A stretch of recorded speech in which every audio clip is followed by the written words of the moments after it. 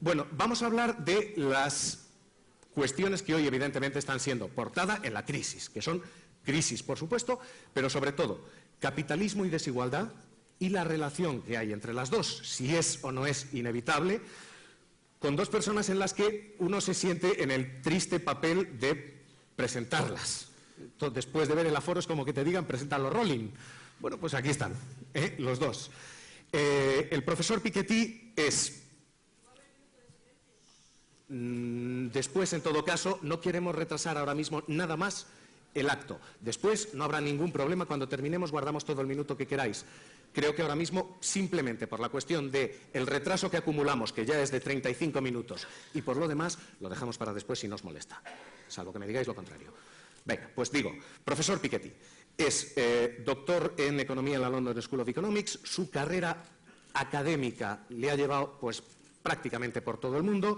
Profesor de Economía en la Escuela de Economía de París, profesor en el MIT, en Boston, codirector del programa de políticas públicas del CPR, el Center for Economic and Policy Research en Londres, y director de la Escuela de Economía en París. Yo digo que es, además, autor de 12 libros y estrella del rock, porque esto no es la multitud que suele acompañar a un economista.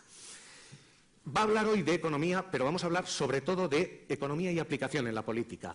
Este es un diálogo entre dos economistas, porque tienen aquí a Pedro Sánchez, y Pedro Sánchez, además de secretario general del PSOE, líder de la oposición, además de todo lo que todos saben ya, hoy es nuestro economista. Es economista por la Complutense, máster en Política Económica de la Unión Europea por la Universidad de Bruselas y máster del IES, con lo cual hoy, insisto, esto es un diálogo entre dos economistas. Con una premisa, y con esto comenzamos. La premisa es de la que el profesor Piketty parte, la de que en estos momentos la desigualdad es creciente, la de que en estos momentos, resume en su libro, el secreto para ser muy rico es nacer muy rico. Esto es básicamente una simplificación de una tesis muy compleja o más compleja, y es que ahora mismo es más rentable tener dinero e invertirlo que intentar conseguir ese dinero, que intentar ganar. El retorno del capital es mayor que el retorno del trabajo. Y como consecuencia se está ampliando la brecha de desigualdad. Hay ahora mismo, y por esto les digo que les planteo el diálogo entre los dos economistas, políticas públicas que aplicar, ¿o no? Y esa es la pregunta con la que partimos. ¿Hay o no hay que hacer algo? Dada la situación de creciente desigualdad que tenemos, ¿se tiene o no se tiene que hacer algo? ¿Y qué? Con esta pregunta arrancamos. Vamos a tener un turno de intervenciones de los dos y después comenzaremos un diálogo sobre cuestiones específicas muy concretas, educación, fiscalidad, política corporativa, e insisto, si todos nos portamos bien, después turno de preguntas. Así que, insisto, creciente desigualdad. ¿Hay que hacer algo? ¿Sí o no? Profesor Piketty. Well, thanks a lot for inviting me, and let me first apologize for not being able to talk to you in Spanish. You know, as you can hear, my English sounds a lot like French, and I am not very good with foreign language, and I'm really sorry. I would much prefer to be able to talk in Spanish. I'm very glad to be here in Spain today. I know there will be elections in Spain in the future. There will be elections in Greece. There will be elections in France. And, I think we really need to have a good conversation about inequality, because right now in Europe, with a very high unemployment, which is really the main source of inequality, we are in a very bad situation. And I think there's a lot to learn from the study of inequality in the past and in other countries in order to find better solutions. So I'm very glad that my book, Capital in the 21st Century, is now available in the Spanish language, and I'm very grateful to my publisher for publishing it. This is a book where I look at the history of inequality, income and wealth distribution in over 20 countries across 3 centuries. And the general conclusion that I get from the book is that, there are always different options. There are always different possible futures. There are powerful forces that can lead to either declining or rising inequality, but ultimately it really depends on the institutions and policies that we choose. So institution in the educational area, investment in education is probably the most powerful way to reduce inequality in the long run. We also need good labor market policy. We need good progressive taxation. I think progressive taxation of income and wealth is very important. And let me say also that in Europe, we have what is very sad maybe in the situation of inequality today in Europe is that we are largely responsible for the crises that we have built. Initially, the financial crisis came from a crisis of the private financial sector in America. And somehow we have managed to transform it into a public debt crisis in Europe just because of our bad organization and our bad policies. Initially, the level of public debt in Europe was not higher than in America, was not higher than in Britain, was not higher than in Japan.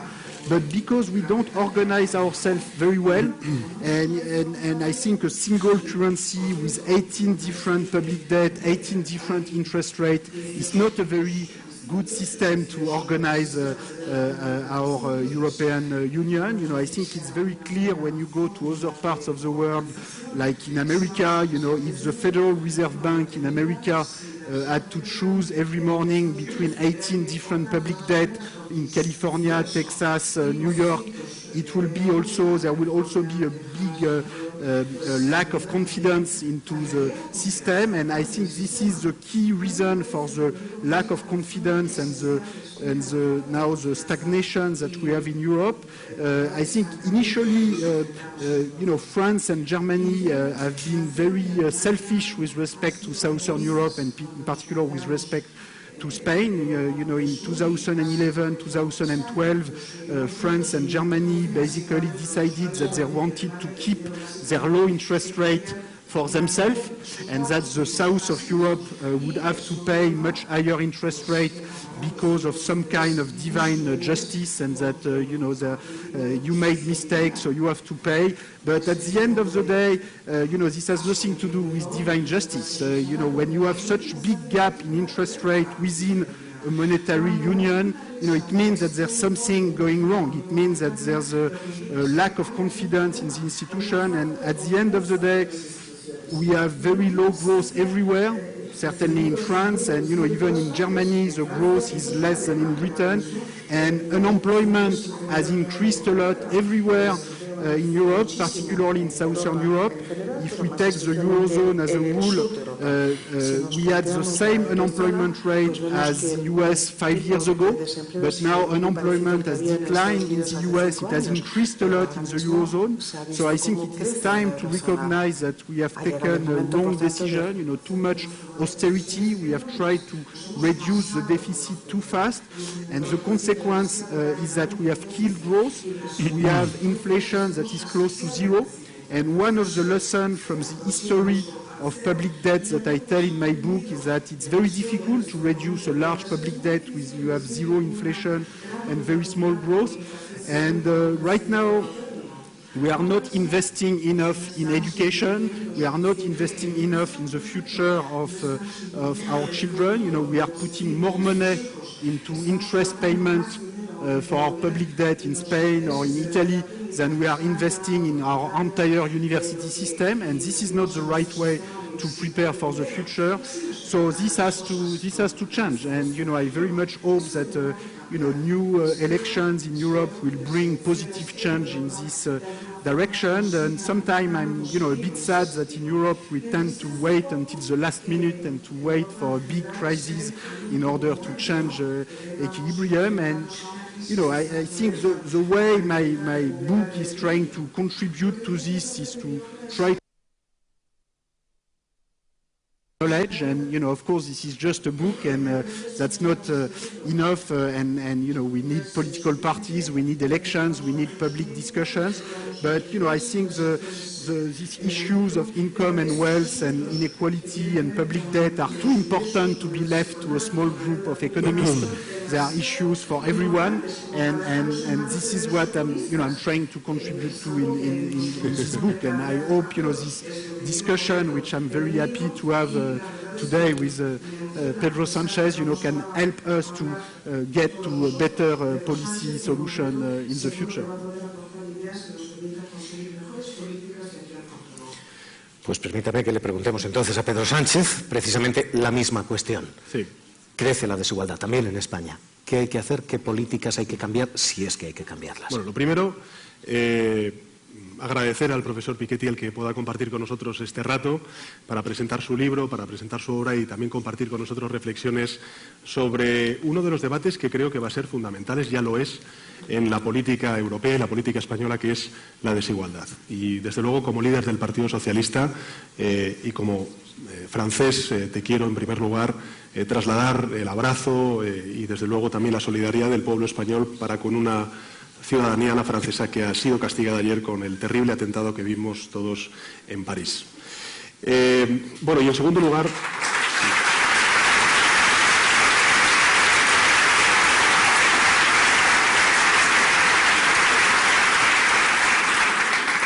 En segundo lugar, bueno, Tomás ha dicho muchísimas cosas en su intervención. Yo creo que en España ahora mismo el debate político, y luego ya hablaremos de Europa, si te parece, es si estamos o no recuperando económicamente. Rajoy, cuando sale de España y habla ante los líderes europeos, dice que España ya ha salido de la recesión, que la crisis es historia y que en consecuencia lo que tenemos que hacer es afianzar la recuperación económica. Pero ¿qué es la recuperación económica? Me gustaría también saber tu opinión sobre este término, porque hace poco, hace unos escasos días, conocimos los datos del desempleo de la Seguridad Social.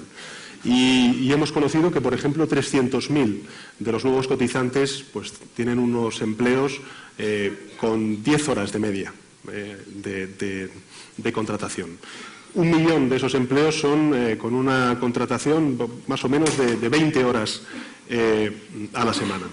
Y después también tenemos a 300.000 desempleados más al mes que se están quedando sin prestaciones por desempleo. Y también estamos viendo que la mitad ahora mismo de los trabajadores y trabajadoras en nuestro país están cobrando menos de 1.000 euros al mes. En definitiva, esta es la recuperación. Cuando estamos hablando de recuperación no tenemos que incorporar también el concepto de la desigualdad, no solamente en políticas sociales, sino también en políticas salariales, la desigualdad salarial que se está sufriendo con particular incidencia en países europeos como consecuencia de esa devaluación salarial. Algunos estudios de científicos y de académicos aquí en España, cuando han hablado de la desigualdad, dos de los principales orígenes de esa desigualdad son, por un lado, la débil o frágil protección social que tenemos, el estado del bienestar tan poco desarrollado que tenemos en términos relativos respecto a otros países de la Unión Europea, pero en segundo lugar también el tipo de empleo que se crea en nuestro país. Es un empleo muy precario, es un empleo temporal, probablemente vinculado al tipo de estructura productiva que tenemos, pero también creo que, como bien comentabas tú, por decisiones políticas que se han tomado. Nosotros una de las principales propuestas que vamos a llevar en nuestro programa electoral es precisamente aprobar un nuevo estatuto de los trabajadores, que tenga cuerpo de ley, pero sobre todo alma de pacto, porque hay que recuperar una cuestión que me parece fundamental en la política económica, y es el diálogo social. Hoy ese diálogo social en España, y probablemente también por las políticas que se han planteado y dirigido desde Europa, está roto. Ahora mismo se imponen esas políticas de reforma laboral, de reforma del sistema público de pensiones, de las políticas de austeridad que están desmantelando la educación, la sanidad pública o, en nuestro caso, también el Sistema Nacional de Dependencia. Y es muy curioso porque en el debate político, ya con esto termino, hoy escuchaba, por ejemplo, a la vicepresidenta del Gobierno decir que van a medir el balance y, por tanto, el éxito de la política económica del Gobierno en función de cuál sea el número de desempleados que había al principio de la legislatura respecto al final de la legislatura de Rajoy. Pero la pregunta es, ¿qué tipo de empleo? ¿Un empleo por horas o un empleo estable? Un buen empleo, que es precisamente lo que estamos defendiendo los socialistas. Por eso yo creo que uno de los principales aciertos del profesor ha sido centrar en la desigualdad no solamente el debate político, sino también y muy especialmente el debate económico de futuro, de cómo salir de verdad y recuperar económicamente a nuestro país. La pregunta está sobre la mesa. ¿Es recuperación si se recupera fundamentalmente la parte de arriba y no la de abajo? ¿Eso es recuperación? ¿Esa es la recuperación que tenemos aquí? Right, I think we are not out of the recession yet, and I think it would be a mistake to claim in Spain or anywhere in Europe that we have solved our problems, that we have solved the crisis. We are still, I think, in a very deep crisis in Europe. If you look at the level of economic activity in Spain today. If you look at the level of economic activity in Spain today, the level of GDP of Spain in 2014, 2015, this is still less than the level of 2007. So it's almost 10 years, and we are not back to the initial level of economic activity. So it means that this is the same in Italy, this is the same in Greece. In France, we are a little bit above 2007, but just by very little. So it's a very bad situation, and I think it would be a mistake just to say, okay, we just need to keep doing what we've done in the past, and everything will be fine. So I think it's time to recognize collectively that we have failed, that we have taken the wrong strategy to recovery in 2010, 2011, 2012. There's a broad responsibility. I think it's my country in France, we like to blame Germany all the time. It's like a national sport. But I think France has a big responsibility as well. And I think it's all political parties made mistake in France at least, in Spain, but maybe in Spain as well. I think it's not, at this stage, the issue is not just to blame what we've done in the past. The problem is to look ahead and to change the macroeconomic strategy and the policies that we've had in Europe. And again, it would be a big mistake just to say, the recession is over, we just need to wait, don't make mistake, don't vote wrong. I think we have to change the policies. Hay en relación con este asunto de las decisiones políticas algo en el libro de Piketty que a mí me parece muy interesante, ¿no? Y es que al final las reformas fiscales que se han producido en su investigación, las que vienen en su investigación, las reformas fiscales, digo, que se han producido a lo largo de las últimas décadas, no solamente en Europa, sino en otras partes del mundo, han beneficiado al 1% más rico de la sociedad. Y esa es una decisión política, no es una decisión económica, es una decisión política. Y eso es lo que estamos viendo también en España, ¿no? ¿Qué es lo que está pasando con el argumento de la recuperación? Pues lo que está ocurriendo con el argumento de la recuperación es que es la excusa perfecta para un gobierno conservador de aplicar y aprobar una reforma fiscal que lo que hace es transferir renta de las capas pobres a las capas más ricas de la sociedad. Es decir, acentuar aún más la desigualdad. Y te pongo un ejemplo para que veas, profesor, a lo que me estoy refiriendo. En esta última reforma fiscal del gobierno de Rajoy, 4.862 contribuyentes que declaran ganar más de 600.000 euros al año en el IRPF van a tener un ahorro medio de 72.000 euros de media. El 40% de los contribuyentes con menor renta, es decir, 8 millones de españoles que declaran en ese IRPF, van a ver un ahorro medio de en torno a 52 euros. 72.000 euros frente a 52 euros. Y esto es una decisión política, no es una decisión para nada económica. Y desde luego no es eficiente económicamente ni justa desde el punto de vista social. ¿Qué quiero decir con esto? Que al final, algo que dice el profesor en su libro y todos hemos defendido durante estos últimos años, es que por fin vamos a poder hablar de política en la economía.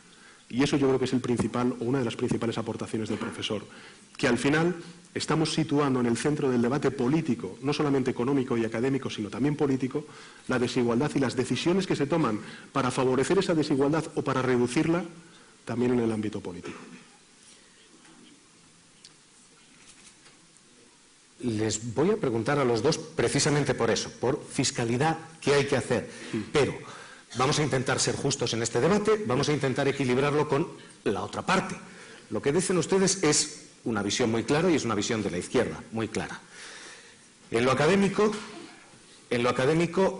Frente a la teoría del profesor Piketty está la llamada curva de Kuznets, la que dice que la desigualdad crece primero, pero baja después, que es una especie de campana, que primero se tienen que hacer ricos los ricos para que después ese dinero llegue a los pobres. Eso, en lo político en España, en fin, lo va a bautizar uno como la teoría del PP, pero es la teoría del Partido Popular, la de que se llenan las copas de champán por arriba antes de llegar abajo. Existe la posibilidad de que eso sea cierto. Eso, Kuznets dice, ha pasado ya. Después de la Guerra Fría, eso ha ocurrido. Hubo una creciente desigualdad y luego se igualaron las cosas. ¿Se pueden estar equivocando ustedes los dos en lo económico, en lo político?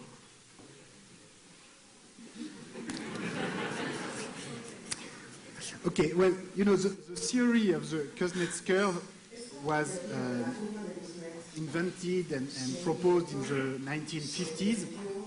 So if the Popular Party has now this theory, you know, I think it's you know, maybe it's a bit old, you know.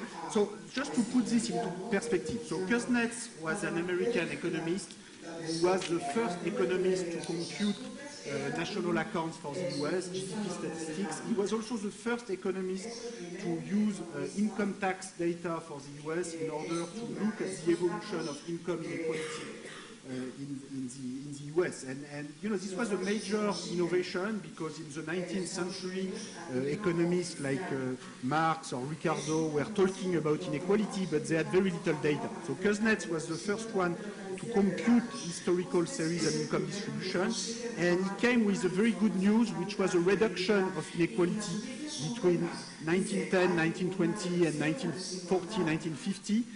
And then he came with this very optimistic theory that you should have this natural decline in inequality in advanced stages of development everywhere, and that finally growth will benefit everyone.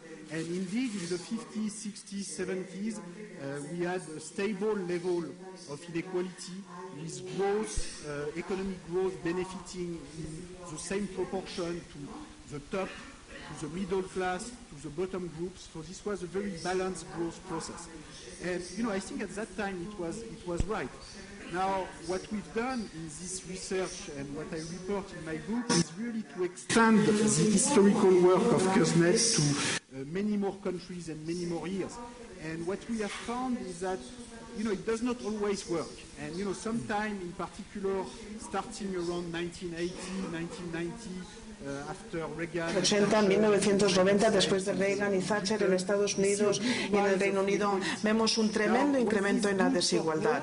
Lo que es interesante en este caso es ver que los tipos brutos no han sido en décadas recientes. Si comparamos con los 50, 60 y 70, si estudiamos la desigualdad entre el crecimiento y la desigualdad desde un punto de vista histórico, llegamos a la conclusión de que las desigualdades extremas no son buenas para el crecimiento. No digo que necesitemos una igualdad total. Seguramente hace falta un cierto nivel de desigualdad para que... Pero podemos plantear que cuando uno paga a los directivos importantes $10 millones o de euros al año, en vez de 500.000, es útil para el crecimiento. Creamos más empleo. I could not find it in the data. So, if some people find it in the data, I will be interested to see. But I think, there's a lot of ideology in the ideology of extreme inequality. I think too much inequality is not good for growth. So I think, progressive taxation, if it allows you to finance good public investment, good public infrastructure, good investment in education, this can bring less inequality and more growth at the same time. This is what historical evidence seems to suggest. Esto es lo que nos indican las evidencias históricas. Permítame hacer la estupidez de preguntarle al líder del PSOE si el Partido Popular puede tener razón en esto. ¿Puede tener razón en esto el Partido Popular? ¿La desigualdad puede crecer primero para igualarse después? Bueno, pero se están empeñando y mucho en que crezca esa desigualdad. Yo siempre hablo de los 4 golpes que le ha dado la derecha a la clase media y trabajadora en este país, ¿no? El primero ha sido la reforma laboral, la segunda, ya lo he explicado antes, la reforma fiscal, Creo que también ha habido un golpe en la clase media que se está sufriendo en forma de desmantelamiento de las políticas públicas que definen el estado del bienestar.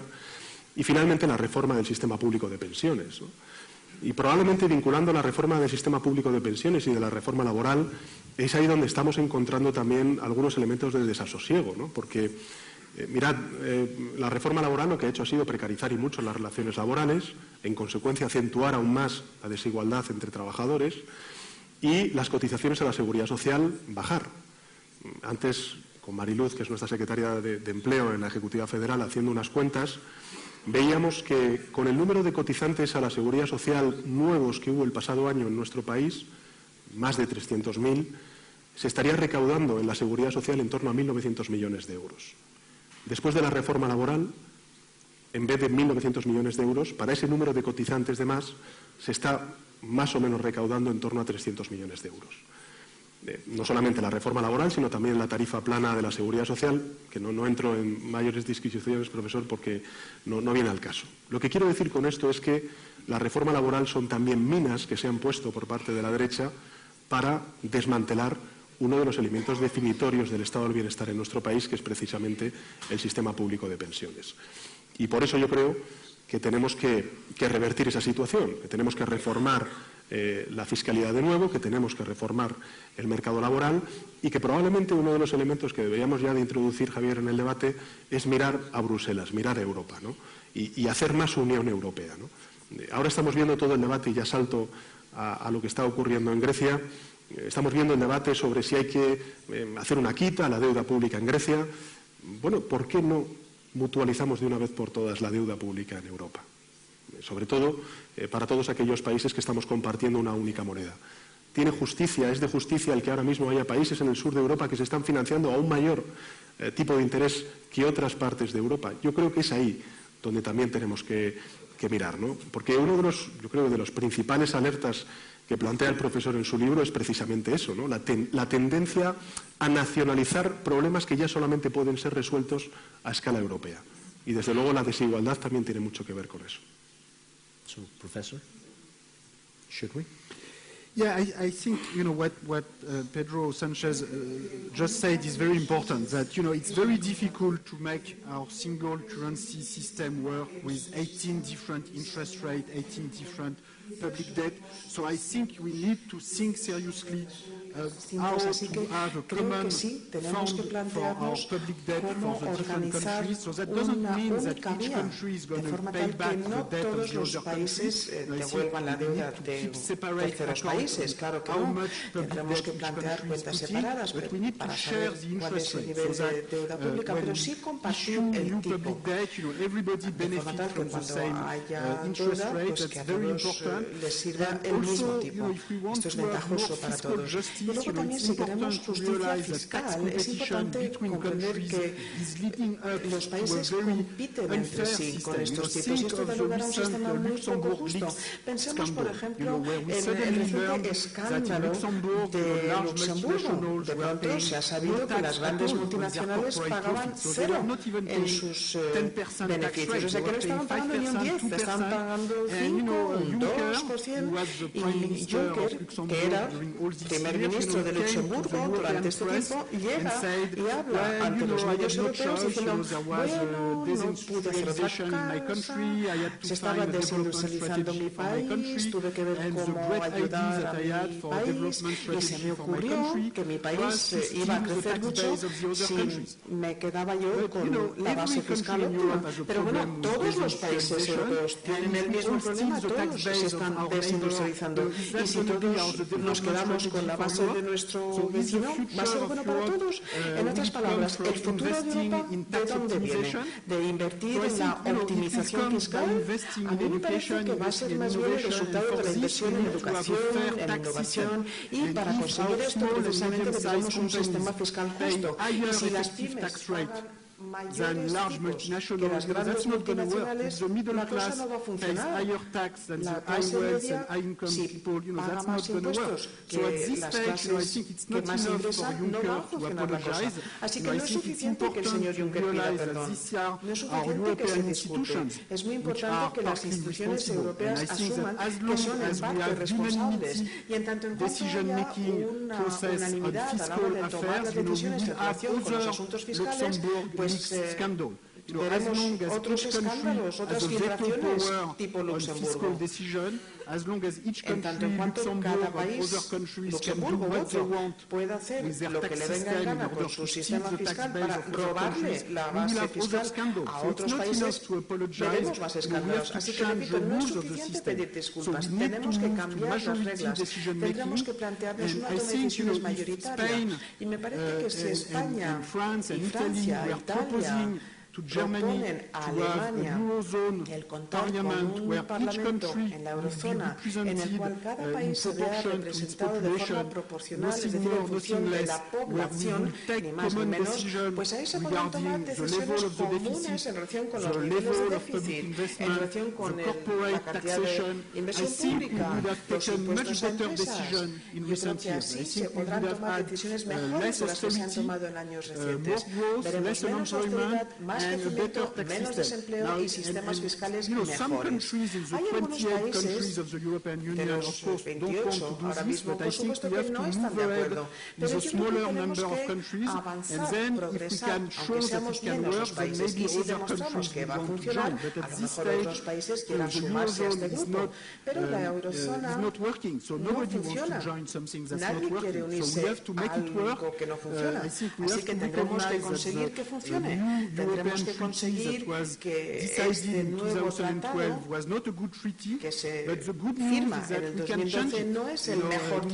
Sometimes I think what's really sad in Europe is that we don't want to talk about changing the rules. We don't want to talk about changing the European treaty, but I think it's very important that in the political campaign that we are going to have in Spain, in particular in the coming year, that the opposition parties, both PSOE and also Podemos, make concrete proposals to change European treaties. It's not enough just to complain about Germany. I think it's important to say how we can make European decision-making more democratic. And I think that if we were proposing to Germany to have this Eurozone Parliament to take decisions about the level of deficit, the level of corporate taxation, probably Germany would be afraid to be put in a minority by Italy, Spain and France, and so probably they will be tempted to say no, but at least there will be something on the table, and at some point we will get to a compromise, because you cannot say no to everything. If you have a single currency, at some point you have to trust democracy and majority decision-making for fiscal affairs and public deficit.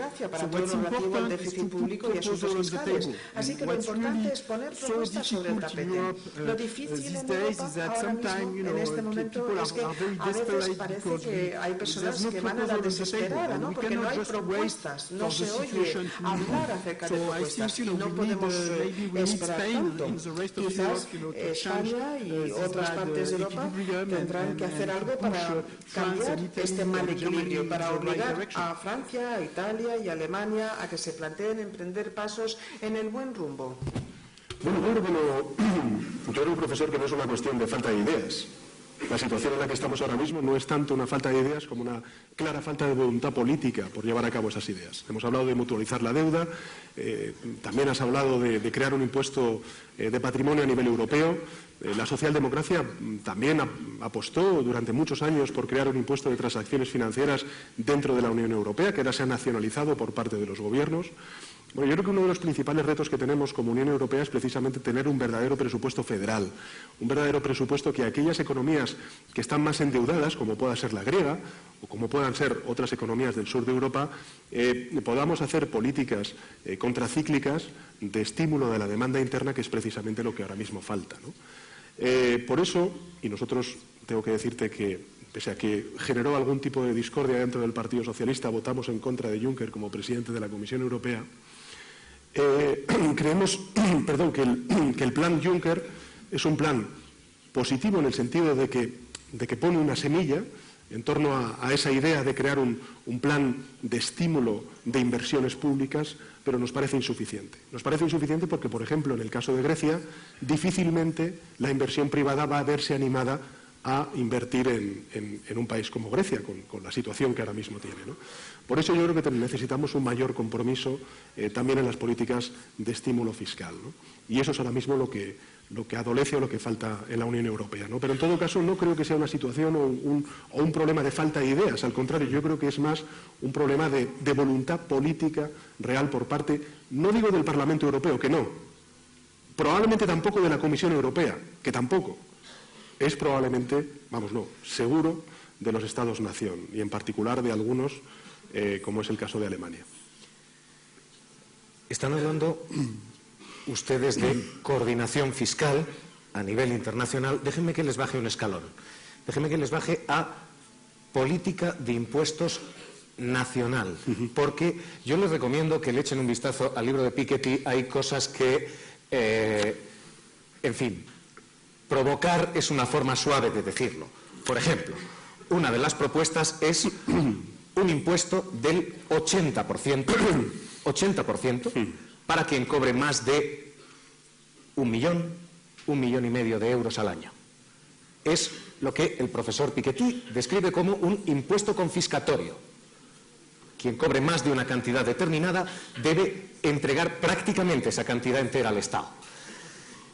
Eso les pregunto a los dos porque insisto que estoy intentando llevar todo este debate económico a la práctica. Eso es una buena idea en la teoría. ¿Eso es realizable en la práctica? ¿Eso es viable? Yo, si me permite, profesor, recojo el guante, Javier. Creo que lo importante es en España necesitamos una reforma global, de verdad estructural, de nuestro sistema fiscal. En muchas ocasiones, cuando hablamos de la justicia en nuestro sistema fiscal, lo que necesitamos sobre todo es que ese sistema fiscal sea eficiente. ¿En qué sentido, profesor? En el sentido de que cuando uno ve cuáles son los tipos nominales de los impuestos y cuáles son los tipos efectivos, lo que se ve es que en España la distancia, la diferencia que hay entre los tipos nominales y los tipos efectivos es abismal. Vemos, por ejemplo, cómo grandes corporaciones que están cotizando en el IBEX 35, que es la bolsa de España, pueden estar a lo mejor pagando impuestos de sociedades, en el mejor de los casos, por debajo del 10% como tipo efectivo. Con lo cual, yo creo que tenemos que hacer una reforma fiscal que elimine muchas de esas deducciones, de esas vías de elusión fiscal que ahora mismo tienen las grandes corporaciones, los grandes patrimonios, las grandes rentas y que precisamente hacen que sea injusto nuestro sistema fiscal. Que no pague más quien más tiene, al contrario. Los que pagamos son los que cobramos por nómina y no precisamente los que cobran o tienen rendimientos de capital, ¿no? O tienen abogados y bufetes para encontrar esas vías de elusión fiscal, ¿no? Y probablemente también esto nos tiene que hacer reflexionar sobre el gasto público, sobre el gasto social, porque es verdad que las decisiones políticas que se han tomado por parte de gobiernos, no solamente en España, sino también en el conjunto de Europa, ha sido hacer a través de las políticas de impuestos políticas redistributivas. Por ejemplo, las deducciones a los fondos de pensiones, que en el fondo son regresivas, porque a quien más benefician es precisamente a quien más tiene. Y por tanto yo soy de los que cree que necesitamos, para tener sistemas fiscales más justos, un sistema fiscal con menos deducciones, con las menos deducciones posibles y sobre todo con más ingresos públicos para redistribuir mejor a través de las políticas de gasto. No quiero que se me escape el líder de la oposición, perdóneme, pero ¿a usted no le veo yo presentando un 80% de impuesto? ¿O sí? ¿Para ciertas fortunas sí? No, vamos a ver. Yo defiendo... Es una pregunta en serio, ¿eh? Es una pregunta, insisto, basada en la propuesta del profesor. Bueno, el profesor lo que defiende es un impuesto de patrimonio a nivel europeo. Pero en todo caso nosotros... El líder de la oposición, ¿qué defiende? El 80% no, pero un impuesto de patrimonio bien, que garantice esa justicia social y esa progresividad, por supuesto que sí. Profesor.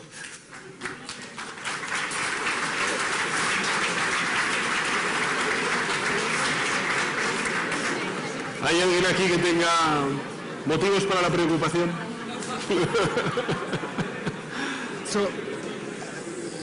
Por favor, silencio. Si nos... So first, as you mentioned very clearly, you mentioned an 80% tax above 1 million euro in annual income. So most people make much less than 1 million euros. So there are many other issues about tax reform than what we do with people above 1 million. So for most of the population, the real issue is indeed, as Pedro Sanchez said, to simplify the tax system, to have less deductions, a broader tax base. I can tell you in France, the income tax system is very complicated, and it should be simplified a lot. For the corporate tax, the issue is not to tax large multinationals, certainly not at 80%. The issue is to make sure that they pay something, and that they pay at least 20-30% like small and medium-sized companies. Now, regarding the 80% tax rate, I want to respond to this because that's important. So, my book is first a book about the history of inequality and taxation. So it's important to realize that in the past, we've seen, if you look in the United States of America between 1930 and 1980, during half a century, during this 50-year period, the top tax rate applying to very high incomes, like above $1 million, was on average 82%. So sometimes it was 90%, sometimes it was 70%. If you take the average between 1930 and 1980, so it's not during just a few years, it's during 82%. And this was just for the federal income tax. We also had state income tax in New York, in Texas, between 5 and 10%. So apparently this did not destroy American capitalism, or otherwise we would have learned about it. So why is it that this did not destroy American capitalism? Well, probably because this was applied only to very, very high incomes, and probably because, paying top managers $10 million rather than $1 million is not so useful. So I think it's important, again, to try to look at these issues in a non-ideological way and to try to reopen this debate about progressive taxation and inequality from an historical and empirical and fact-based approach. And this is what I try to do in this book. So I know it's difficult because, people get very excited very fast about taxation, and, it's difficult to have a quiet debate about taxation.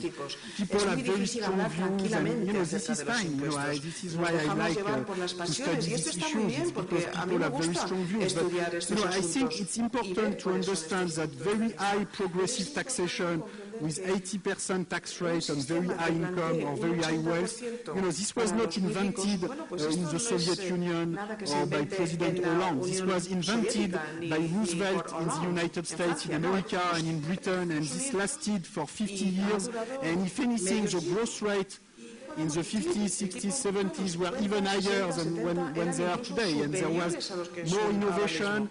I think growth and competitiveness does not rely on extreme inequality. The reason there is good growth and innovation in America today is not because of extreme inequality. That's because they have a good university system, or at least they have top universities that are doing well. The rest of the education system is not so good, and this is why you have a lot of inequality, but at least the best universities, many of the best universities in the world are in America, and this is this investment in innovation, education that make growth in America good. And so this is not extreme inequality that is the foundation of modern growth. The foundation of modern growth is in innovation, education.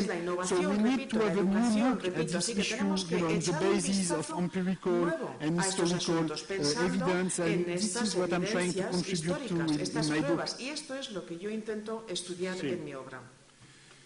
Bueno, yo recuerdo que hace años en Estados Unidos no fortunas menores, entre ellas la de Bill Gates, cuando gobernaba el hijo de Bush, W. Bush, lo que hicieron fue liderar una campaña en torno al debate de si había que suprimir o no el impuesto de sucesiones en Estados Unidos, ¿no? Y lo que llamaba la atención es que eran grandes fortunas, grandes patrimonios los que estaban defendiendo precisamente la pervivencia de ese impuesto de sucesiones y donaciones.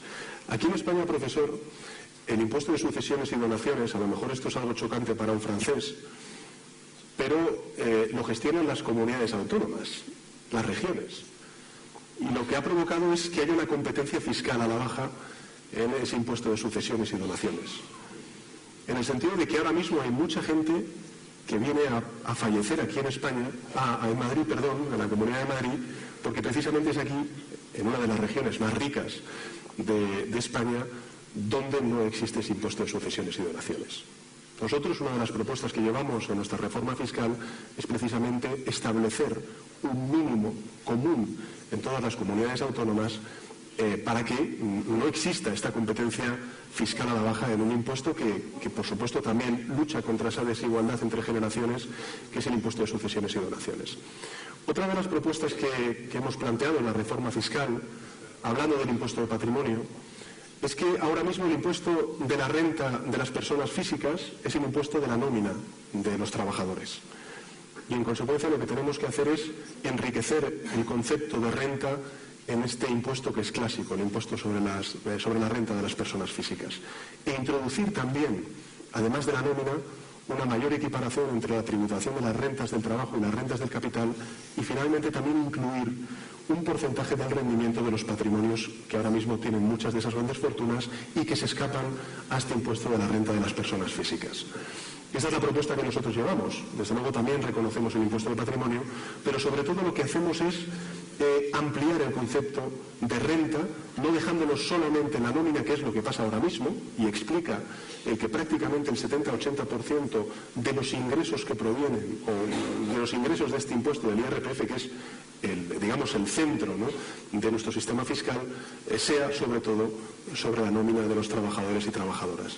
Y creo que es importante, ¿no?, el que también en nuestro sistema fiscal reconozcamos que la renta ya no es la nómina, sino que son muchas cosas. No es solamente lo que uno gana, sino sobre todo lo que uno tiene, lo que gana y lo que tiene. Les voy a hacer una última pregunta y quiero creer que nos va a dejar eso 10 minutos, un cuarto de hora para que pregunten ustedes, porque si no va a haber aquí un linchamiento. Así que, última pregunta, profesor, señor Sánchez. En el libro hay una cosa que llama la atención. Dice usted, el mecanismo que regula, que consigue la igualdad por excelencia, es la educación. La educación da posibilidades de acceder a mayores niveles de renta, mejorar intergeneracionalmente. Pero cuenta una anécdota en el libro que quizás sea algo más que una anécdota. Cuenta cómo, por ejemplo, en Harvard, 9 de cada 10 estudiantes ya son hijos de millonarios. Gente que solo esa gente se puede pagar la educación. Y la educación está dejando de ser en algunos sitios un nivelador de rentas para convertirse en un perpetuador de desigualdades. Hay que cambiar el sistema educativo, de beca, de ayuda pública, de acceso a la universidad. Hay que modificar el esquema de la educación ahora al completo. Well, completely, I don't know, but certainly we need to invest more in education. You know, I think the key strategy for Europe should be to invest more in universities. And I think what's really sad about the crisis in Europe today is that we don't invest enough in our universities. And in fact, we are putting more money into interest payment, as I said, for our public debt than the total budget of our universities. And this is not the right way to prepare for the future. And, you know, I think, you know, Europe has a very big potential. You know, we have one of the best social models in the world. We have our financial and macroeconomic fundamentals are much better than what we usually pretend. You know, we have a lot of public debt, but at the same time we have a lot of private wealth. So our macro financial fundamentals are actually quite good. We just have a bad internal organization.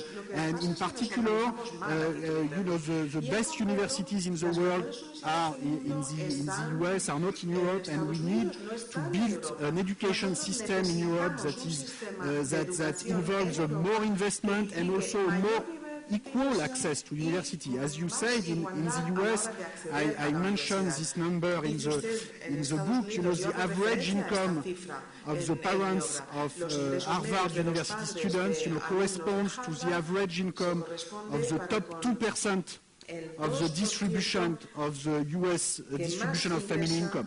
So that doesn't mean that everybody comes from the top 2%. You have some students who come from below the top 2, but there are so few, and the people who come from the top 2 are so high in the top 2 that the overall average is as if the students had been picked at random within the top 2, which is really an incredible situation, because, you know, we claim that we are all in favor of meritocracy, you know, in the United States, in Europe, but in practice, I think there's a lot of hypocrisy.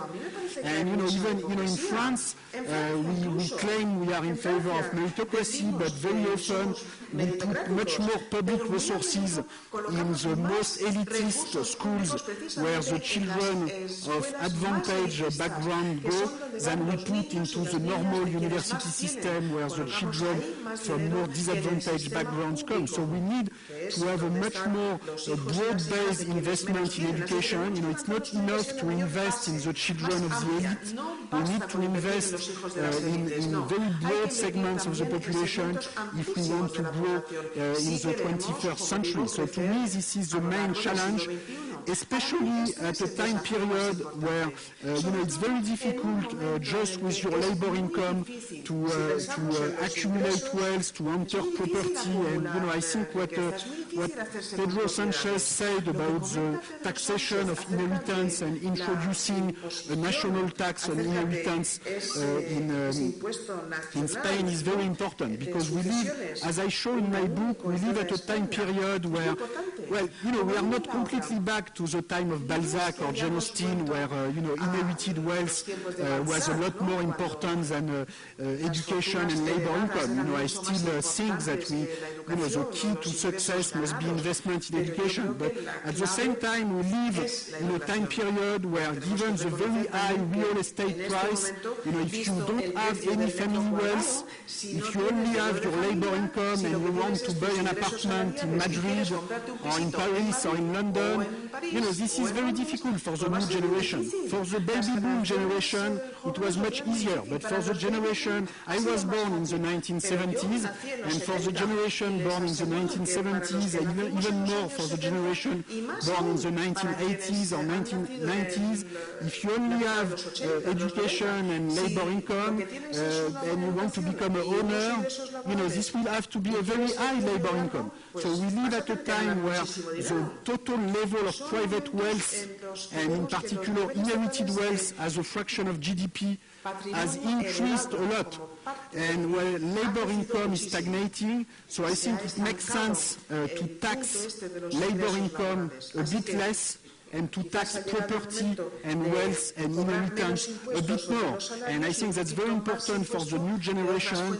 You know, if we want to have a more meritocratic society and we want the people from the new generation without family wealth to be able to access property, the solutions are more investment in education and a more balanced fiscal system with less taxation of labor income and more taxation of property income and inherited wealth. Un poquito más de imposición sobre esos dineros heredados.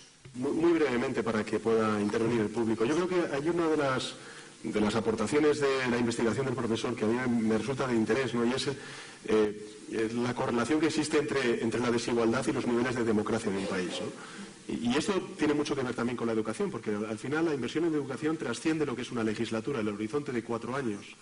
Y precisamente la desigualdad y la afectación que tiene sobre todo sobre el funcionamiento de nuestra democracia es que se polariza y mucho los términos del debate y en consecuencia puede entorpecer el llegar a acuerdos, a consensos que son muy necesarios, como es el pacto educativo, sobre todo en lo que tiene que ver con los niveles de inversión, ¿no? Y yo recuerdo mucho una frase de Tony Judt, ¿no?, que decía que al final las sociedades más desiguales son las sociedades más desconfiadas y que en consecuencia los recortes en derechos al final lo que llevan son a recortes en libertades. En verdad, la derecha está siendo muy coherente con su proyecto político en España. Primero recorta los derechos, hace que esa desigualdad crezca, que repercuta en la democracia, la gente sale a la calle a manifestarse en contra de esos recortes, de la política conservadora, y lo que hace es recortar las libertades. Por ejemplo, con la ley Mordaza, con la ley de seguridad ciudadana que aprobó el Gobierno a final de este año. Y eso tiene toda la lógica. Se recortan los derechos, se recortan las libertades, se polariza y mucho el debate público, se perjudica y debilita la democracia y, en consecuencia, hace que políticas centrales, no para el presente, sino sobre todo para el medio plazo de nuestro país, como pueda ser la inversión pública en educación, pues se vea debilitada.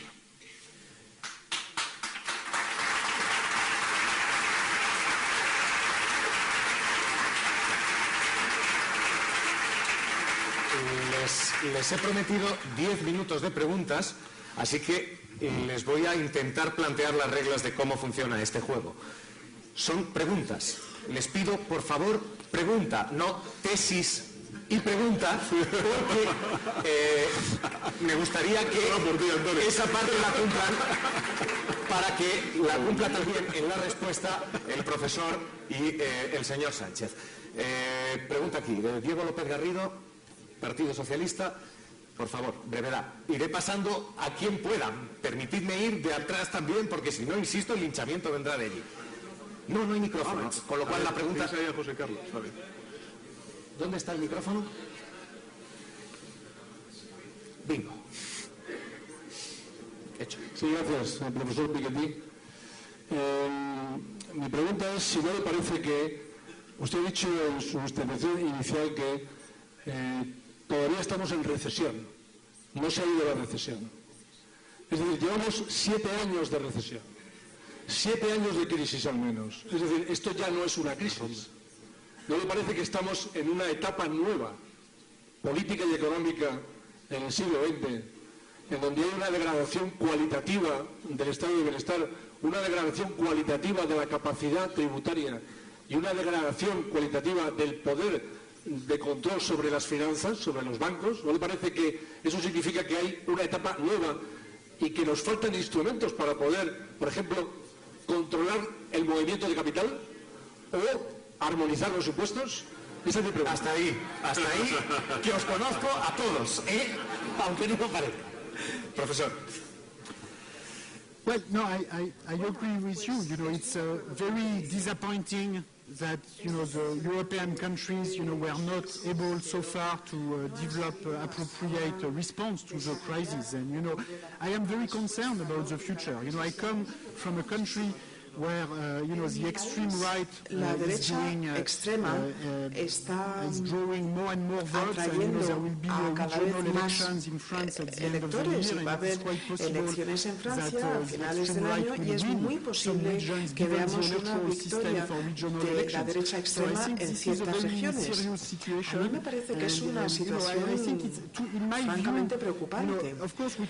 Entiendo que claro que podemos mejorar las políticas a nivel nacional. Podríamos hacer las cosas mejor en España o en Francia, pero creo que si deseamos verdaderamente contar con nuevas políticas que van por el rumbo del progreso social y económico en Europa, tendremos que cambiar las instituciones europeas mismas.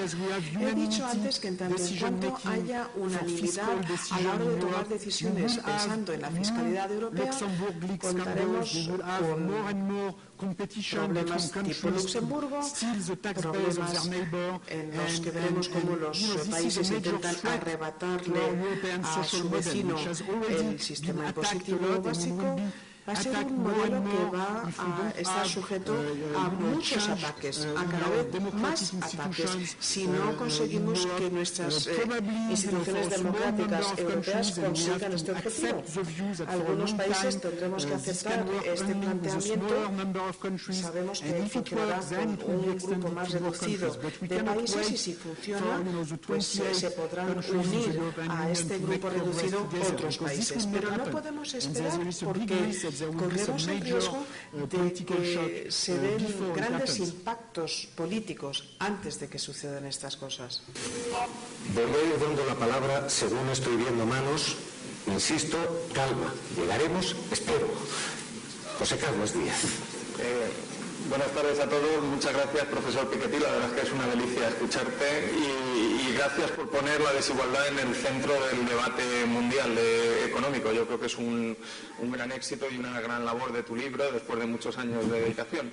Solo una duda, cuando has hablado de Roosevelt y del tipo máximo del IRPF, eran los años 50, China y la India eran dos países atrasados y no había esta competencia global y este desarrollo tecnológico.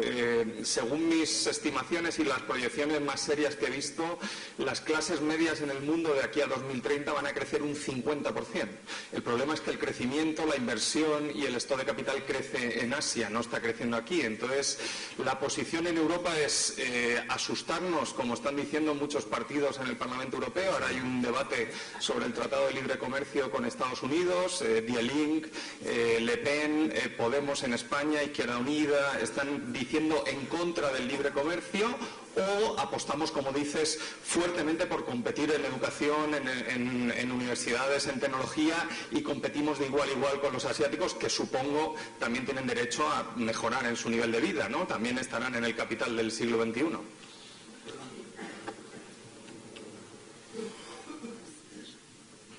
Before you answer, Professor, just give me 1 second. Hemos pactado preguntas, ¿verdad? Os lo digo porque, de verdad, el que coma un turno come un turno de los demás y luego el linchamiento es aquí. Professor. Yeah, well, I think it's we need to convince our public opinions that globalization and global justice, global fiscal and social justice can come together. So I think it would be a big mistake to have a new trade liberalization treaty between Europe and the United States without putting in this treaty more transparency, more financial transparency, more fiscal justice. And if we just have a new justicia fiscal. Si nos limitamos a un tratado a la antigua, se verá rechazado por las opiniones públicas europeas y en Estados Unidos también. Así que creo que tenemos que avanzar hacia la transparencia en el sector financiero, transparencia en relación con ingresos y riqueza. Este asunto, por cierto, es muy importante también para los países emergentes. Hace poco he estado en China y en Brasil. Esto, pues, como parte del lanzamiento de mi libro. Y un buen efecto de la publicación de libros que en algunas instancias ha animado a las administraciones o a los gobiernos a una apertura de sus datos fiscales. China probablemente sea un país donde todo esto vaya a ser más difícil, porque ellos se plantean resolver el asunto de la desigualdad de otra manera, ¿no? Más bien caso por caso. Un poquito a la rusa, ¿no? Toleran enormes desigualdades, pero de pronto pues, lanzan a varios oligarcas a la cárcel. A mí no me parece que sea una forma eficaz para regular o para controlar la desigualdad, pero es como se lo plantean ellos. Yo creo que en general los países tendrán que plantearse mayores niveles de transparencia en relación con ingresos y riqueza. Algunos países ya han empezado y cada una de las regiones del mundo tendrá que avanzar y progresar en este sentido. Aquí, pregunta. Hola, señor Piketty. Una muy breve. ¿Puede un país que tiene un 25% de desempleo ser aceptablemente igualitario? Y segundo, ¿cómo se crea empleo? ¿Con impuestos?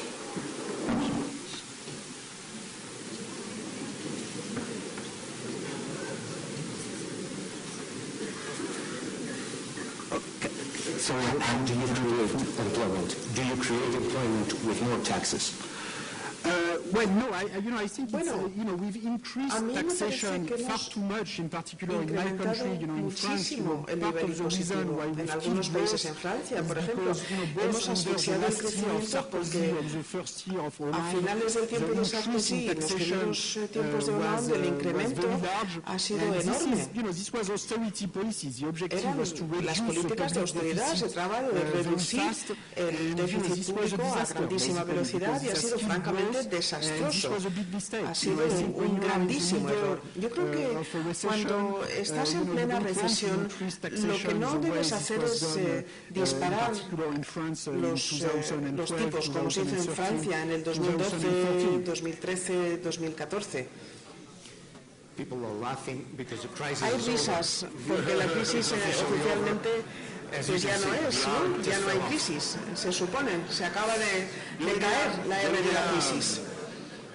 Respecto a la pregunta, porque ha habido un tema que no hemos tratado en el debate, ¿no? Hablabas de si los impuestos se crea empleo, ¿no? Pues yo creo que hay que combatir el fraude fiscal, que hay que combatir la competencia desleal de todos aquellos que están en la economía sumergida, ¿no? Y ahí probablemente también encontraremos nuevos motivos para crear empleo de una manera mucho más justa, ¿no? La explotación laboral que desgraciadamente también estamos viviendo en nuestro país, ¿no? Nosotros hemos denunciado, para que tengáis todos los datos, el que la reforma laboral ahora mismo que aprobó el Partido Popular está haciendo que mucha gente sea contratada con empleos a tiempo parcial, pero que en la realidad al final acaban trabajando a tiempo completo. Y en consecuencia se está produciendo un fraude en las horas laborales, digamos, extraordinarias, de en torno a 10 millones de horas de más que se están haciendo de manera ilegal a la semana, ¿no? Los cálculos que hemos hecho en el Partido Socialista es que probablemente si no existiese ese fraude en las horas extraordinarias, podríamos estar creando en torno a 300.000 empleos en nuestro país, más. Con lo cual yo creo que también no es una cuestión solamente de impuestos, es una cuestión de luchar contra el fraude fiscal, contra esa competencia desleal para crear empleo o al menos hacer emerger ese empleo que ahora mismo está en la economía sumergida.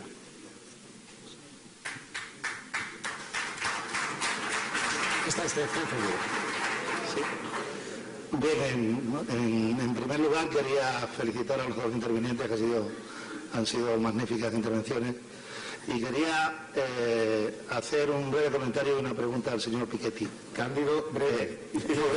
Yo seré más breve que tú. Venga.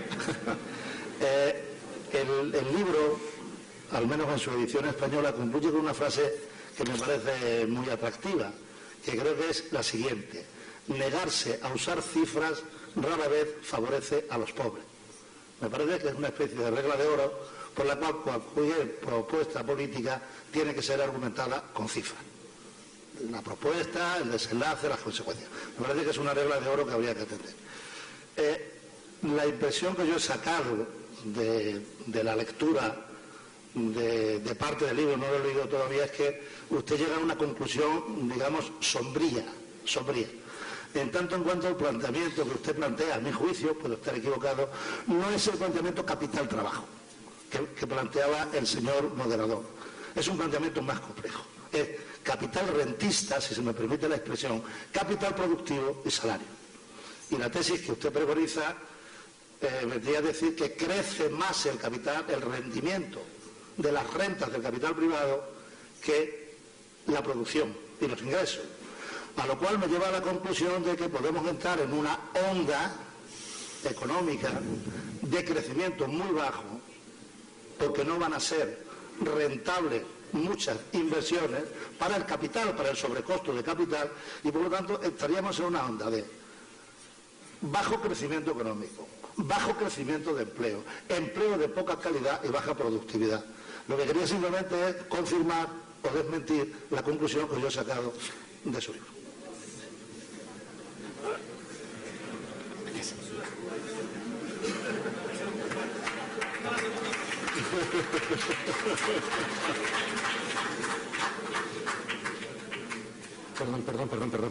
Perdón, un segundito, respuesta, por favor. No, un momentito, por favor, respuesta, por favor. Well, I think this was, as you said, a comment as much as a question, but I think indeed, figures and using numbers, is important. I think it's important to have a precise proposal before elections, otherwise we tend not to do what we should after the elections. So I think it's important, not to leave the technical details about fiscal program and taxation to others. I think it's important to have very precise debate about our policy platform. And it's also important to have a precise debate about institutions. I think too often acerca de las instituciones. Me parece que demasiado a menudo dejamos estos asuntos en manos de otros porque nos parece que son demasiado técnicos. Pero es que en última instancia todos nosotros somos responsables de lo que suceda o de lo que no suceda. La única forma de conseguir mejores políticas es aceptar, adentrarnos en estas detalladísimas discusiones. Lo que yo intento con el libro es hacer que todo el mundo participe en estas conversaciones. Perdón, tenía prometido una palabra detrás enseguida. ¿Se me oye? Sí. Vale. Bueno, como socialista, que solo lo que me importa es la educación. Entonces le voy a hacer dos preguntas breves. Usted está haciendo hincapié en la educación. Entonces yo voy a hacer un poco aquí de abogado del diablo, que puede pasar, me ciño a España, pero puede pasar en otros países. Y pueden preguntarse, sobre todo, gobiernos conservadores, y decir, ¿para qué vamos a invertir en educación si los empleos que hay son de baja calidad? Todos sabemos que un país avanza por I+D, por materias primas o salarios de esclavitud, tipo como estamos en España. Esa es una pregunta. La segunda es, volviendo a la educación, habría que decir a los países que si se invierte en educación es el progreso para un país. Hay menos violencia, que nos cuesta mucho dinero, y hay marginalidad. Esas son las dos preguntas que le hago, a ver qué le parece.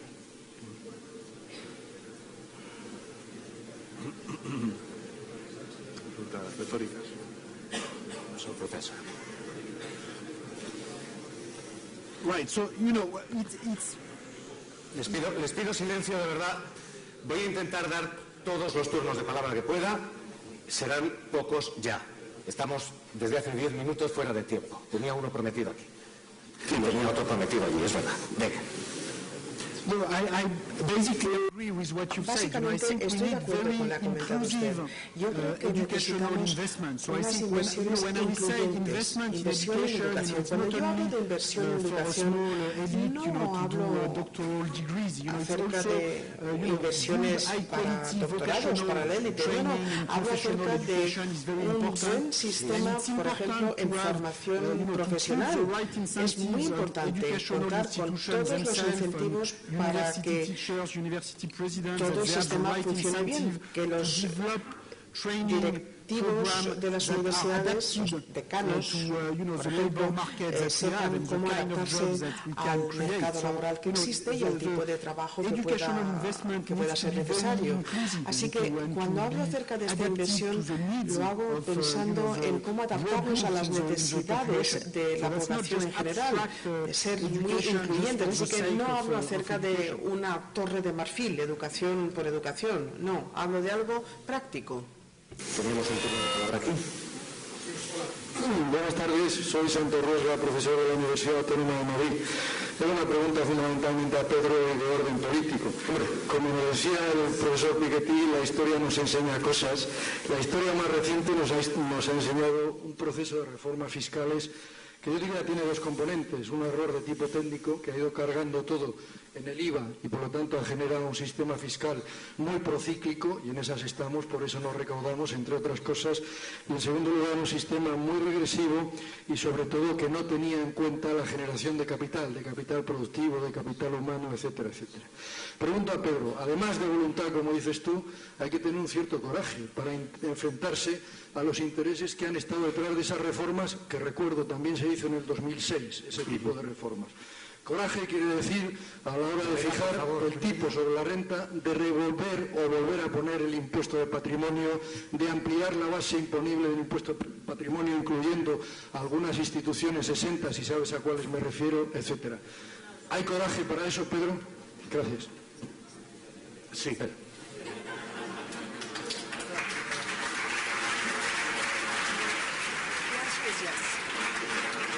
Pregunta aquí. Les pido silencio, vamos a dar dos turnos de palabra más. Luego, es que de verdad me estáis disparando al pianista, que el reloj no da más de sí. Intentamos llegar. Insisto, vamos a ir todo lo rápido que podamos. Buenas tardes. Soy Mónica Melle, profesora de Economía de la Universidad Complutense de Madrid. Enhorabuena por el diálogo, voy a ser muy breve. Mi pregunta es simplemente, yo coincido en que las políticas redistributivas ex post no acaban con las desigualdades y que hay que establecer políticas redistributivas ex ante, es decir, bueno, para que los salarios pues no tengan estas diferencias que hemos hablado. Mi pregunta es muy sencilla. En un modelo de libre empresa, en un modelo en una economía capitalista en la que estamos, ¿es posible regular, establecer esas diferencias ex antes, o sea, evitar esas diferencias ex antes en los salarios, teniendo en cuenta que las políticas fiscales no consiguen eliminar esas desigualdades, y teniendo en cuenta, es verdad, que las rentas al final, o sea, el capital al final les resulta más rentable invertir en el capitalismo especulativo, en el capitalismo que no genera riqueza, no le resulta rentable invertir en la economía productiva? Muchas gracias.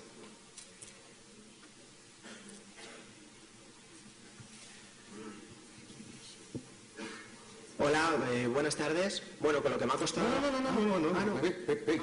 No.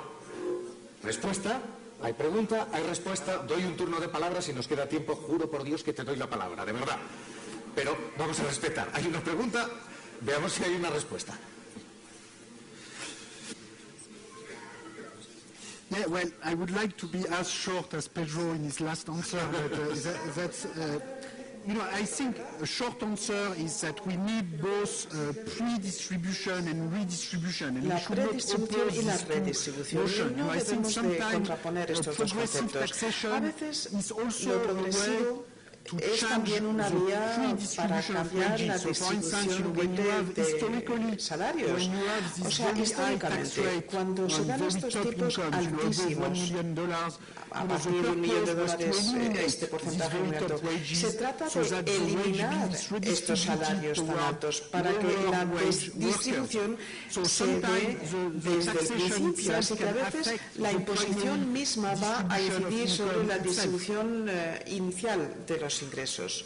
Bueno, yo simplemente recordar que el Partido Socialista ha propuesto un pacto de rentas que viene también a ahondar en esa política de predistribución, ¿no? Nosotros estamos proponiendo una subida del salario mínimo interprofesional y hemos propuesto también ese pacto de rentas, ¿no? Donde al final el beneficio no se lo quede todo el empresario, sino que lo revierta en formación, en inversión en capital productivo dentro de la empresa, ¿no? Carmona, si me prometes que eres breve. Sí. Venga. Voy a ser breve por primera vez.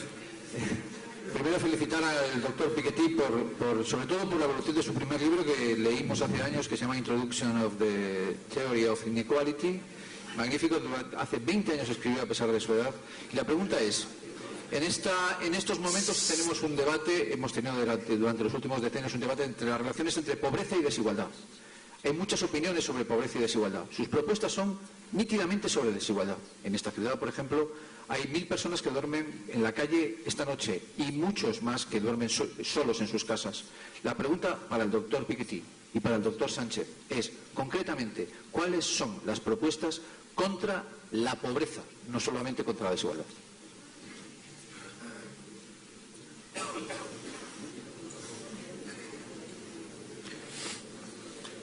Well, I think fighting unemployment and creating jobs is, this is the main challenge with respect to both inequality and poverty in Europe right now. Ahora mismo en Europa es el desafío. A mí me parece que es la clave verdaderamente.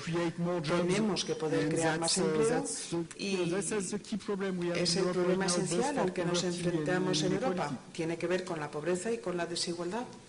Bueno, yo diría que distintos estudios académicos aquí en España lo que demuestran es que la pobreza no ha parado de crecer incluso en momentos de crecimiento económico en España, ¿no? Y la dificultad que hemos encontrado en España precisamente en los momentos de bonanza económica es horadar el suelo de esa pobreza, del porcentaje de pobreza que tenemos entre la población española, ¿no? Bueno, probablemente ahí, Antonio, tengamos que hacer una reflexión sobre el gasto público, sobre el gasto social público. Que por cierto es bastante, no voy a decir bastante, voy a decir que es ineficaz para luchar contra esa pobreza y también contra la desigualdad, ¿no? Entre otras cuestiones porque me parece que es en torno al 40% de ese gasto social público el que está, digamos, residenciado en las transferencias sociales directas, es decir, en las prestaciones por desempleo, ¿no? En un reciente informe, que por cierto Manolo me pasó, el secretario de Economía de la Ejecutiva Federal de la OCDE, se decía que con ese 20-22% de gasto social público que tenemos en España, que es de lejos inferior a la media europea, estábamos reduciendo solamente 4 puntos de la pobreza en nuestro país, cuando con ese mismo porcentaje en otros países europeos se estaba reduciendo en torno a un 9 o 10 puntos de pobreza, ¿no? Bueno, yo creo que tenemos que hacer una reflexión no solamente sobre los impuestos, sino también sobre la política social en nuestro país. Siento muchísimo tener que terminar, pero tenemos que terminar. Animo a quien todavía quiera preguntar a que pase por aquí y les asalte, porque todavía tienen que salir. Luego, adelante. Muchísimas gracias a todos. Gracias, de verdad.